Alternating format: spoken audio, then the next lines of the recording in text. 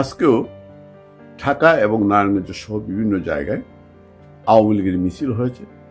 গতকালকে আমি যে বলেছিলাম আওয়ামী লীগের মিছিল দিন দিন বাড়ছে, অর্থাৎ মিছিলটা যখন শুরু হয় তখন সাধারণ মানুষ অংশগ্রহণ করছে, যত এগিয়ে যাচ্ছে মিছিলের পরিধি বাড়ছে, বিশাল আকার ধারণ করছে।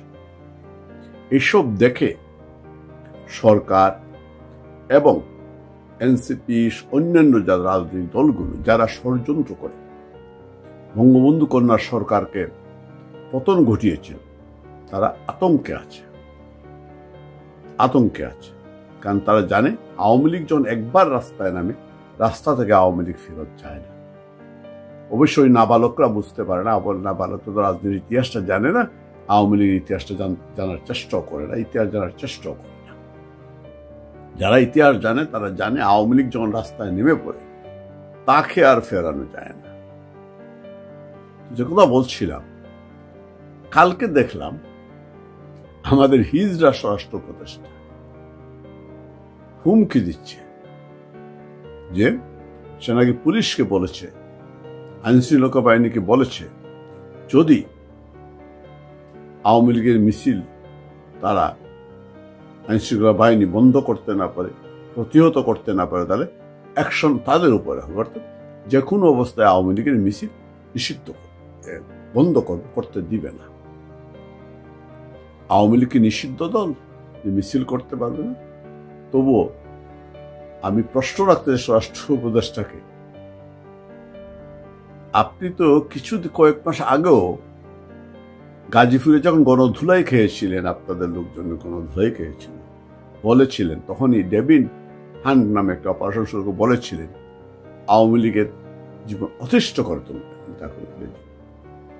আপনার ডিএমপি কমিশনার বলেছে, অনেকেই বলেছে। আওয়ামী লীগ কি ছিঁড়তে পেরেছেন? আমি শব্দটা উচ্চারণ করলাম, সাধারণত আমি বাজে শব্দ উচ্চারণ করি, কিন্তু আজকে আপনার উদ্দেশ্যে বলতে চাই আওয়ামী লীগের কি ছিঁড়তে পেরেছেন? কিছুই করতে পারেন। আর আবার হুমকি দামকে দিচ্ছেন। ইতিহাস তো জানেন না আওয়ামী লীগের, দেশের ইতিহাসও জানেন না, মুক্তিযুদ্ধের ইতিহাসও জানেন না, মুক্তি সংগ্রামের ইতিহাস জানেন না, 52 ভাষা আন্দোলনের ইতিহাস জানেন না, 66 6 দফার আন্দোলন, 69 গণ অভ্যুত্থান, এরশাদ বিরোধী আন্দোলন, জিয়াউর রহমান বিরোধী বিএনপির শাসনামল, খোঁজ খবর অর্থবোধ রাখেন না। ওইসব আপনাদের এটা জানার দরকার নেই। বিশেষ করে মুক্তিযুদ্ধের ইতিহাস, মুক্তি সংগ্রামের ইতিহাস আপনাদের জানুক। আপনার রাজাকার প্রজন্ম, আপনার বংশে নিশ্চয় কেউ না কেউ রাজাকার ছিল, আছে। আপনারও এই পিনাকির মতো,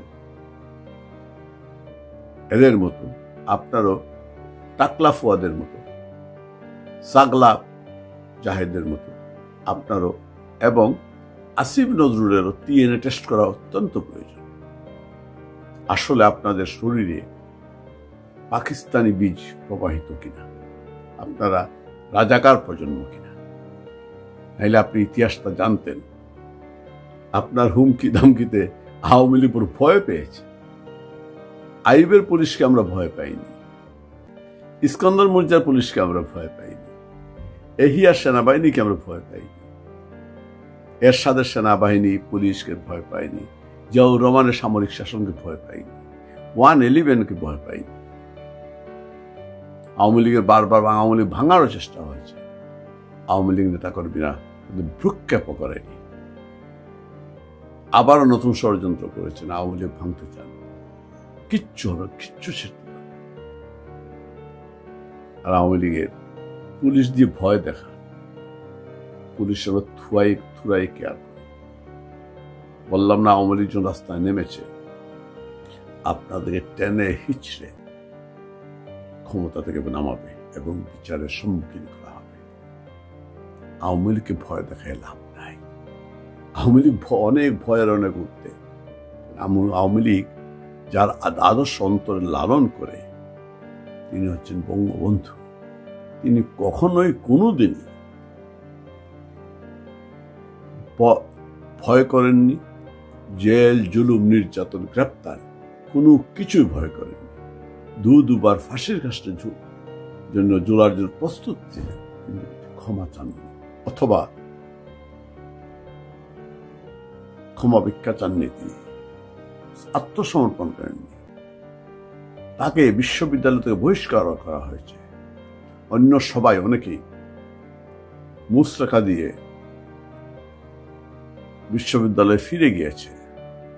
বহিষ্কার প্রত্যাহার করেন সেই সময় তৎকালীন ছাত্রলীগের প্রথম প্রতিষ্ঠাতা আহ্বায়ক যিনি ছিলেন, বোধহয় নামটাই মনে হচ্ছে মিস্টার নঈম তান্ত্রিক, তাকে আহ্বায়ক করা হয়। তিনিও সেই দিন মুচলেখা দিয়ে বিশ্ববিদ্যালয় কর্তৃপক্ষের কাছে তিনি ছাত্রত্ব ফিরে পেয়েছিলেন। কিন্তু বঙ্গবন্ধু ছাত্রত্ব ছেড়ে দিয়েছেন। বাবার স্বপ্ন উকিল হওয়া, অ্যাডভোকেট হওয়া, ব্যারিস্টার হওয়া, সেটা তিনি জলাঞ্জলি দিয়েছেন দেশের জন্য, মানুষের জন্য, অন্যায়ের প্রতিবাদ করে। সুতরাং আমরা বঙ্গবন্ধুর আদর্শে লালন করি। আওয়ামী লীগকে হুমকি দামকি দিয়ে লাভ নেই। হিজড়া স্বরাষ্ট্র উপদেষ্টা, তুমি তো কিছুই না, তুমি তো হিজড়া, নিজের ঘরেই সামলাই দেওয়া। সবাই আওয়ামী লীগ পুলিশকে ভয় পায় না। আমরা যে রাস্তায় নেমেছি, আমরা আমাদের মুক্তিযুদ্ধকে বাঁচাবো, বঙ্গবন্ধুকে বাঁচাবো, এই দেশটিকে বাঁচাবো। সবাই ভালো থাকবে, সুস্থ